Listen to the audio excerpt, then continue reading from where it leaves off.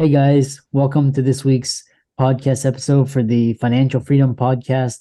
I'm your host, Dr. Christopher Liu, and today we're going to be talking all about B2B marketing and sales.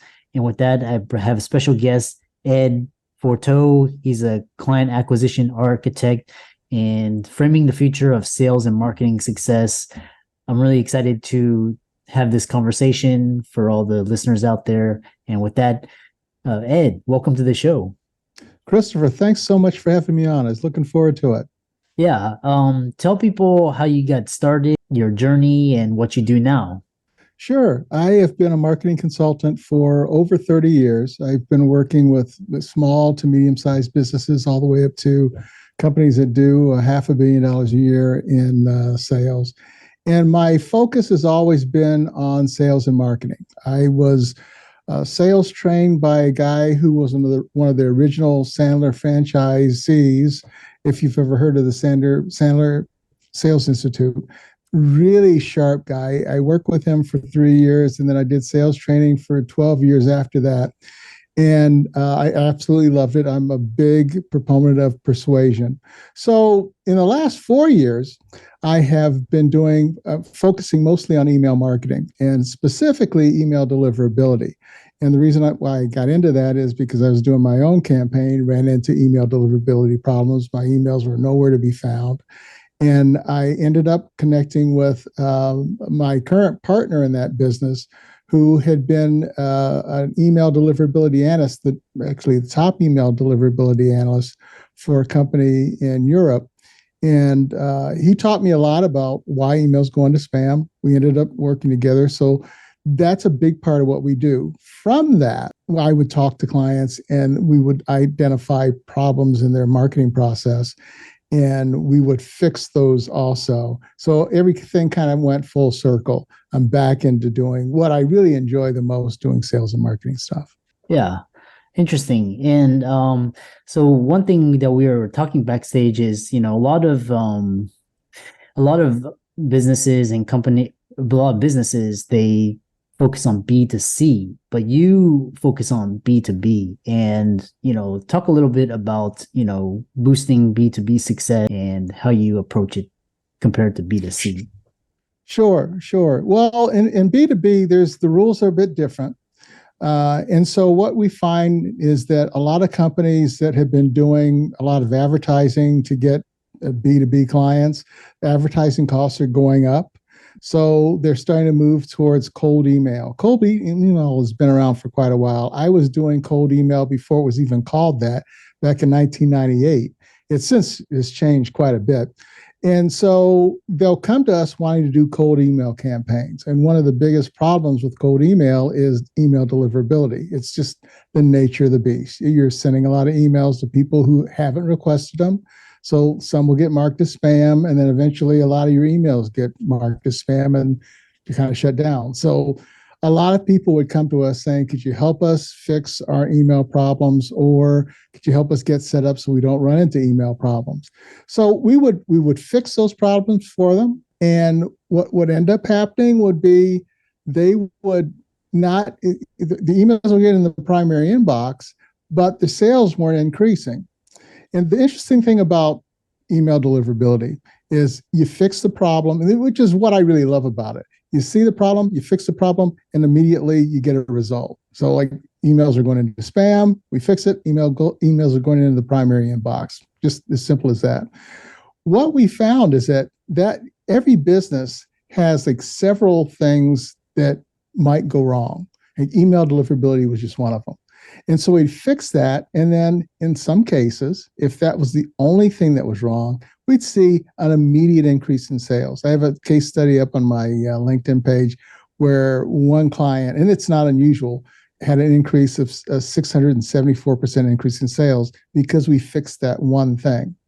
So what we ended up doing, seeing if there were other little things that could be fixed in the process. And we found plenty. Like a lot of people do the big things right, but it's the little things that they miss that cause it's the difference between success and failure. And so we help them fix those little things. Yeah, I love that. Uncovering the hidden pitfalls of client acquisition. Kind of explain people about this concept. Sure. And I can talk again, going back to like email and even advertising. So let's take a typical situation where a business owner or a salesperson from a B2B company is reaching out to someone. We'll use LinkedIn as a good example, but this also happens in email.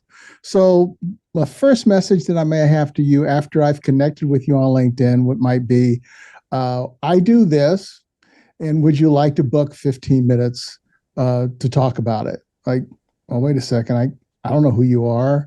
Why would I book 15 minutes to meet with you? Especially, why would I book 15 minutes to subject myself to a sales presentation, which is obviously what you want to put me through? But people see that and they think, well, that's the way we sell in B2B. Like, no, it's absolutely not the way we sell in B2B. I don't know if you're old enough to remember the Kirby salespeople that used to go door to door, knock on your door and sell the Kirby vacuums. Have you ever, maybe you never experienced it before, and I may be dating myself by talking about Kirby vacuum cleaners. Have you ever had a Kirby vacuum cleaner salesperson knock on your door? Was that the one where they go and then they pretend like they do like a room and then they try to get you to like sign up for their vacuum cleaner or their service or something? Was that the one? Very similar to that. So people, they would come in a neighborhood in one car. There might be 3 or 4 of them, and they would go knock on doors and they say, "Hey, we'd like to clean your carpets or vacuum your carpets." And so if they got somebody to say yes, then they would all get together. You'd see like 3 or 4 of them. They'd grab the vacuum. They'd come into your house. They'd start vacuuming. And then they'd show you the dirt and filth that was in your carpet that your vacuum cleaner missed. So it was a pretty good presentation. You would think, wow, my vacuum cleaner missed all that dirt.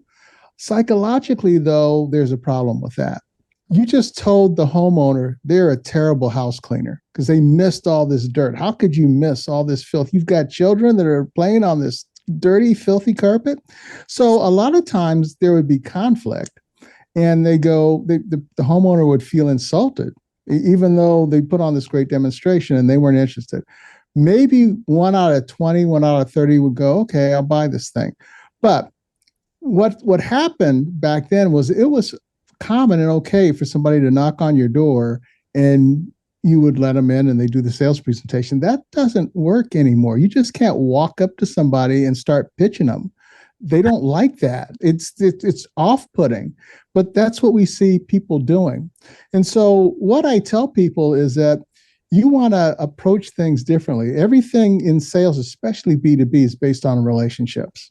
You're not getting very far at all if you haven't built relationships and built trust. And so, yeah, I think the reason why we may be talking is because I talked about the 3-part process I follow for building trust, building relationships, and actually selling without ever having to actually sell. The other thing you talk about is embracing change and the evolution of B2B sales and marketing. Yes. Yeah. And it really is moving away from this immediate, let's get down to business. And it's more of a 3-part process. So the first step is we make friends. And that's pretty easy. It's a whole lot easier to make friends than it is to try to sell somebody. The next step is we talk shop. And then we do business. So imagine you're at a gathering somewhere at a mixer, business mixer, and you meet somebody. It's a natural thing. You introduce yourself, say, "Hi, Chris, I'm Ed. And what do you do for a living?" You tell me what you do. We may start talking business. So now we're talking shop. And then maybe in the conversation, you say something about the way you're getting business and maybe having a challenge with ads. And I mentioned that I'm doing email marketing and some of the stuff that I'm doing there, and it's going really well. Without having to really sell you on anything, I'm just mentioning what I do. Now all of a sudden you've got an interest. Maybe I should try this email marketing thing. And we trade business cards. We get together later. So later on, we're doing business. And that's the type of process that we've done for centuries for doing business. It's gone kind of slow. Let me meet you. We'll talk some shop. We'll do some business. And we just repeat that process now. It's going back to kind of the older way we used to do business. The only difference is we do some research ahead of time. and we determine if the person that we're talking to has an interest in what we're doing. So what I would do is I would do some research on you before I attended the event. I'd seek you out, and I know ahead of time you had an interest in email marketing. There's several ways to find out whether you had interest in it or not. And so when I met you, I already know, okay, Christopher has an interest in email marketing. I don't have to sell him. I just have to, if we're friends, we're talking shop, we're getting along, he finds out that I do email, he's interested in it. I just have to wait for him to ask me, hey, I was thinking about email marketing. Could you help me? And that's the way it goes down. Yeah. Yeah, I love that. You have so much knowledge and wisdom, and you explain it so well. One thing that we talk about is, so what, especially with AI, what role do you see AI playing in the future? That's a mixed bag. Well, I'll tell you one of the things that I do that really works well, and then I'll tell you how AI might impact it. So I have something that I call content amplification. And it's one of the ways that I get to make friends with somebody. So let's say you're on LinkedIn, you're posting content, and it's just not getting a whole lot of traction. Like you're getting a like here, a like there. But I can see that you're putting effort into your content. And again, I've done my research. I know that you're interested in email marketing. There's a lot of different ways you can find out. One of the ways you can do this is if you have LinkedIn Sales Navigator Advanced, there's a filter that'll tell you the people that have buyer intent. So I would have known on two of the filters that, number one, that you have an interest in email verification services, and you have an interest in email marketing apps because you've done a search, because of the LinkedIn's algorithm. LinkedIn's owned by Microsoft. They're on 85% of computers. They know everything you're doing. So they know the searches you've done. They know what you've done on LinkedIn. They're pretty accurate at determining intent of somebody, buyer intent of somebody. So I know that going forward. So when I reach out to you, I'm saying, Christopher, I see that I comment on some of your posts. Well, then we have this like public conversation in the post. That conversation gets moved over to a DM. And then I might say something like, Christopher, you've got really good posts. I don't have any idea why you're not getting more traction. Do you know? And then you tell me, it seems like you put a lot of effort into it. Would you be open to this? Would you be open to supporting each other's content? And whenever I see your content, I'll engage on it. And whenever you see mine, you'd engage on mine. And if I made that offer to you, what would you say? I would say yes. Yeah, definitely. Yeah, most people would. Absolutely. Most people would. So what ends up happening after that is you're coming on my posts, and I've already got people that are engaging in my posts. There are value-based posts most of the time, so they're educational. I'm telling you, like things that you could do, usually involving email marketing that could help. But the thing that you're seeing is other people saying really nice things about me. Like Ed is an expert. Ed's always offering value. Ed really knows his stuff. You're going to see like 3, 4, 5, maybe 10 people saying that in almost every post that I write. You see that. I'm saying nice things about you and your show. When you comment on my post, you're now going to be influenced by all of that. You're probably going to write nice things about me. And you know that I do email marketing, and you have an interest in email marketing. We already know that. And I just have to wait until it's the right time, and you'll probably reach out to me because you want to be congruent with the nice things you're saying with me about me publicly about doing email marketing. So that's the current situation. Where AI could be a bit of a problem is that now LinkedIn is going to give people the ability to write their posts by just typing in. They're going to get a suggestion on what to write. And I've seen it. They've shown me a couple of things where you get 3 suggestions, write about these 3 things, and then you have the ability to like start the post, the first 30 words, and the AI will do the rest of the writing for you. That kind of corrupts the process because now you don't have as much time invested in that article. It wasn't your idea. Do you care whether you get engagement on that post? Maybe not. I mean, you'd like to, but you're certainly not emotionally invested in it. We are changing the way we reach out to people, but that could be a bit of a problem. AI can certainly reduce the amount of time you spend on things and make you more efficient, but it also can disconnect us a bit where we're not having that ability to make the relationships that we need to do business. Yeah. Very fascinating. How can people contact you, follow you, reach out to you? Sure. If you go to the best place to reach out to me is to go to my LinkedIn profile on LinkedIn, Ed Forteau. So it's LinkedIn -n or /n/ Ed Forteau. Reach out to me, ask me for my content amplification guide. It's an interactive brief. It takes 6 minutes to go through. It explains the whole content amplification thing. And then if you have any questions about it, you can try it. It works extraordinarily well for developing relationships with people. It's the antithesis. Jesus, I can't get the word out right.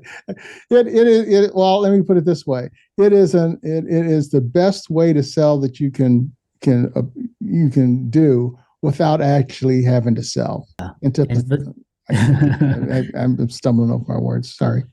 Yeah, and let's for all the audience out there, let's thank Ed for coming onto the show, having a really fascinating discussion B2B and business, and all of his resources will be in the links and show notes. And with that, thanks so much for coming onto the podcast. Christopher, thanks for having me on.